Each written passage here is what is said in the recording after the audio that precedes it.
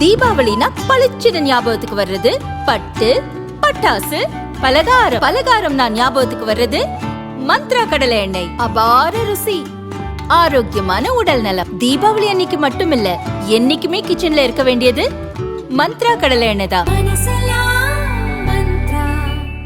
ரொம்ப டயர்டா இருக்கு. இயற்கையான டேட்ஸ், பாதாம், பிஸ்தா, கேஷு அண்ட் ஹனி கொண்டு தயாரிக்கப்பட்ட lion date nut bites. Thiruparankundram Subramaniya Swamy கோவிலுக்கு சொந்தமான மலைமேல் தலவிருட்சமான கள்ளத்தி மரம் உள்ளது. இங்கிருந்து 100 மீட்டர் தூரத்தில் தர்கா உள்ளது.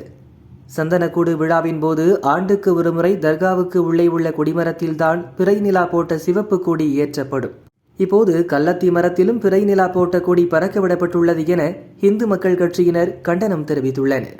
கோவில் இடத்தில் உள்ள கள்ளத்தி மரத்தை ஆக்கிரமிக்கும் நோக்கோடு தர்கா நிர்வாகம் செயல்படுவது கண்டிக்கத்தக்கது. இதை காரணம் காட்டி மரமும் தர்கா நிர்வாகத்திற்கு சொந்தம் என உரிமை கொண்டாடும் விதமாக வருங்காலத்தில் சர்ச்சையாகவும் பிரச்சனையாகவும் மாற வாய்ப்புள்ளது. எனவே கள்ளத்தி மரத்தில் உள்ள கொடியை துவக்க நிலையில் உடனே அகற்ற வேண்டும். மரத்தில் சேவல் படம் போட்ட கொடியை ஏற்ற வேண்டும் என்று கோரிக்கை வைத்தனர். ஞாயிறன்று இரவு சந்தனக்கூடு விழா நடந்த நிலையில் கள்ளத்தி மரத்தில் இஸ்லாமியர்கள் நிலாப்பிறை கொடியை ஏற்றியதற்கு இந்து மக்கள் கட்சி மாவட்ட தலைவர் சோலைக்கண்ணன் கண்டனம் தெரிவித்தார். திருப்பரங்குன்றம் மலை உச்சியில் உள்ள தீபத்தூணில் தீபம் ஏற்ற கோரி ஹைகோர்ட் தீர்ப்பளித்தும் போலீசார் மூலம் திமுக அரசு தடுத்து நிறுத்தியது.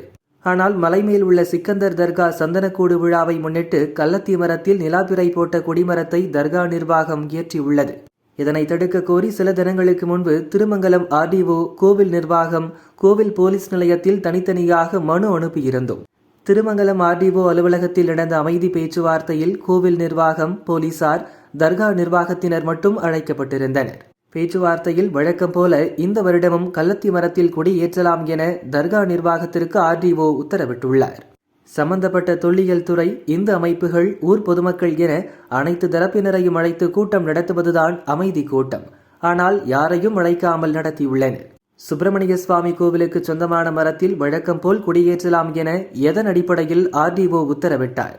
கள்ளத்தி மரத்தை ஆக்கிரமிப்பதற்கும் துணை போகும் விதமாக ஆர்டிஓ, கோவில் நிர்வாகமும் மறைமுகமாக உடந்தையாக பல ஆண்டுகளாக இருந்துள்ளது என சோலைக்கண்ணன் கூறினார்.